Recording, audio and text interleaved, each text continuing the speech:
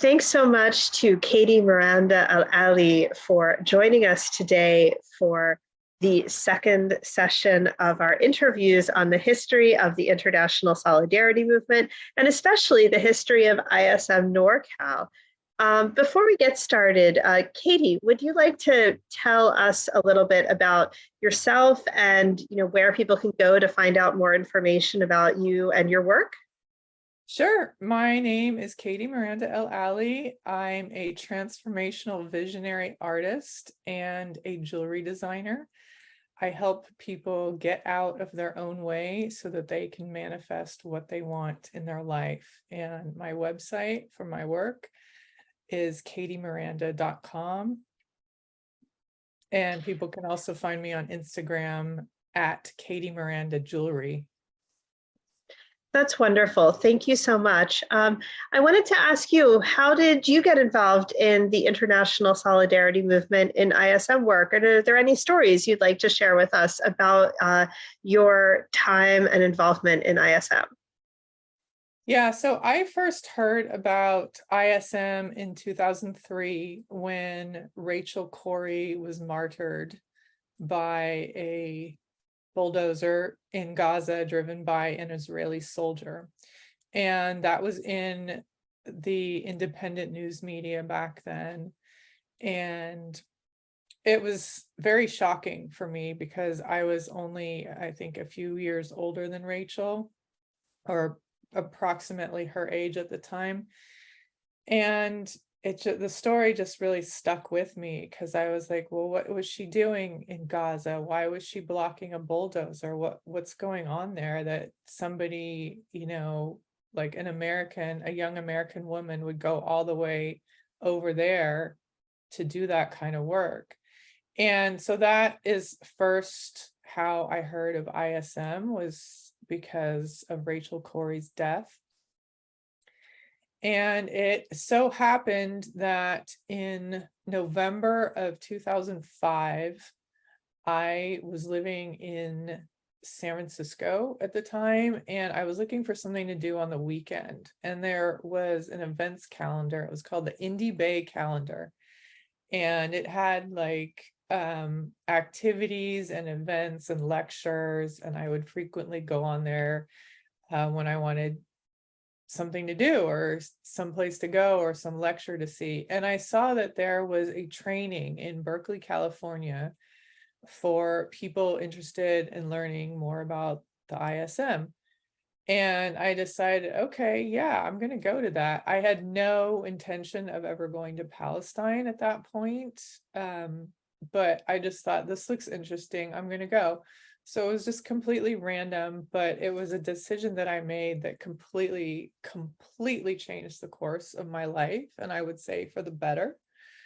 Because otherwise, I think if I had not gone to that meeting, I would have stayed, a goth girl in San Francisco doing goth artwork, which I think ultimately was not going to be fulfilling for me in the long run.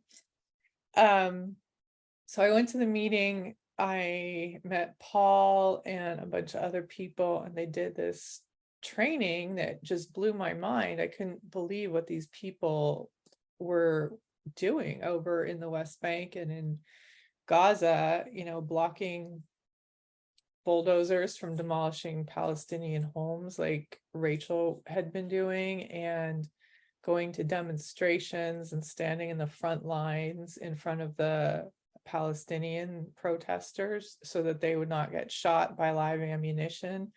And they were escorting ambulances through checkpoints because Israeli soldiers would frequently detain the ambulances. And I just loved what they were talking about, and I wanted to join. And I was, I didn't have a 9-to-5 job. I was a freelance artist and graphic designer back then. I was not married. I didn't have any kids. I had nothing to tie me down. So I just made a decision that I was going to go to Palestine. I didn't know how I was going to get there or how I was going to get the money, but I just made that decision. And it turned out to be one of the best decisions I ever made. Actually, about 3 months later, I was in Palestine. Well, thank you so much. Thank you so much for sharing that. Are there any experiences from when you were in Palestine that you'd like to share in terms of, kind of what best kind of captures the ISM experience and why this work was important for you? So I think I was about 29 when I first arrived in Palestine, and I was very idealistic and naive, and I truly believed that I could have like I thought I could like end the occupation. And I actually drew a cartoon about this for Mondo Weiss. Just it kind of just symbolizes like the idealistic nature of young people and why it's so important, like why young people are so important, because they're able to go out and do these outrageous things because they still believe that they can save the world. And I soon realized that I could not single-handedly end the occupation. But what I did find was that what I did every day did have a huge effect on people's day-to-day lives. Like working with my friends and colleagues in the ISM, we could undetain people from checkpoints. So if they're detained at checkpoints, they could be there for 20 minutes, they could be there for an hour, they could be there for 5 hours. If we can reduce that time that they're there, that makes a difference in somebody's life. And if we can escort kids to school who would be at risk of attack from settlers, and we could kind of prevent an attack on them or get between the settlers and the children, that has an effect on somebody's day-to-day life, because they know that when they're going to school and they're vulnerable for attacks from settlers, that there will be somebody there to protect them. And as a mom, like I'm a mom now, and I just really see the preciousness of the lives of little kids and how vulnerable they are. And I feel really grateful that I had the privilege to be able to do this for several years for young Palestinian kids. Thank you so much. And what a wonderful conclusion. One of the things that ISM NorCal did was to help bring this work to local communities in the United States as well. Is there anything that you'd like to share about your experience working with ISM Northern California and what the best or most important parts of that experience were for you? Sure. Well, I think the best part of that were the outreach that I got to do locally in California. And then I also went on a couple of speaking tours locally in California, and then one a few years ago. And just getting the word out about what ISM was doing, what the situation was actually like on the ground, sharing photos and videos with people, educating people. I found that to be the most rewarding work, because a lot of people, I think that they may have had some idea what was going on, but they only got their information from news, which is watered down, it's biased. And just hearing it firsthand from like a person who was on the ground, I think it made the situation a lot more real for them. And it also helped get people more involved. Like if they couldn't go to Palestine themselves, they could donate to the work, whether it was to ISM or other organizations.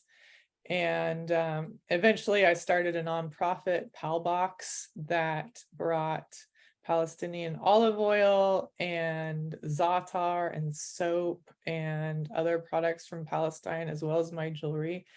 It brought it to people's doors every quarter in a subscription box, and that it's no longer a nonprofit now. It's actually an LLC. It's Palestinian run now. It's run by a Palestinian American in Washington, D.C. And so I'm just really thankful and grateful that I had the opportunity to build something like that that's still continuing and still bringing Palestinian products into people's homes. And I would never have done that if I hadn't gone to Palestine and joined ISM. Thanks for sharing that. And that really leads into our final question, which, many of the people who have had various experiences with ISM, who got involved in the movement and escalated their involvement by going to Palestine and working with ISM, have been involved in a variety of projects that have blossomed since that experience in many ways, and have also reflected on the lessons that can be taken for the movement in general from the experience of the ISM. So what kinds of lessons or further experiences would you like to share that have come out of that background of the ISM? Well, one of the best, there's a cliche that people often say in regards to volunteering overseas, that you end up getting more from the experience than you give. And I found that was 100% the case. I worked really hard over there. I risked my safety. I lived in pretty filthy conditions. But what I got back from the Palestinians was just priceless. And I didn't even go over there expecting that. I think people don't quite understand like how life-changing it can be to go and volunteer overseas for a cause that you believe in. And I learned Arabic calligraphy. I built a business around that. I learned the Arabic language. I was inspired to convert to Islam. And just it was absolutely amazing. And everybody I know and I've stayed in contact with who actually did go and work with ISM in Palestine, it was life-changing for them too, and also influenced their career trajectory. Thank you so much for sharing that. And would you like to share any concluding words or anything that you would like people to think about as they, conclude listening to this interview today in terms of their own organizing for Palestine or in terms of getting involved overall? Sure. I would say that if you have even a glimmer of an idea to go over and work in Palestine, I would say to stop thinking about it and go do it. There were a lot less volunteers going over there because of COVID, and just also because I think North Americans are increasingly focused on their local problems in their own home countries. But Palestinians love and appreciate the solidarity, because when they know that people are coming and volunteering there and working with them and experiencing the occupation firsthand with them, it gives them hope that they're not alone in the world. And being a Palestinian on the ground in Palestine, it can be very isolating, because there's not that free movement of tourists and visitors that you have in other places in the world. So they tend to be isolated, and just go do it. Even even if you're not sure how, like you'll figure it out. And if you want ideas, just contact me and we can bounce ideas. Wonderful. Thank you so much, Katie, for doing this interview today. And thank you for sharing your thoughts with ISM NorCal and with everyone who's interested in the history and ongoing legacy of the international solidarity movement in Palestine. Thanks, Charlotte.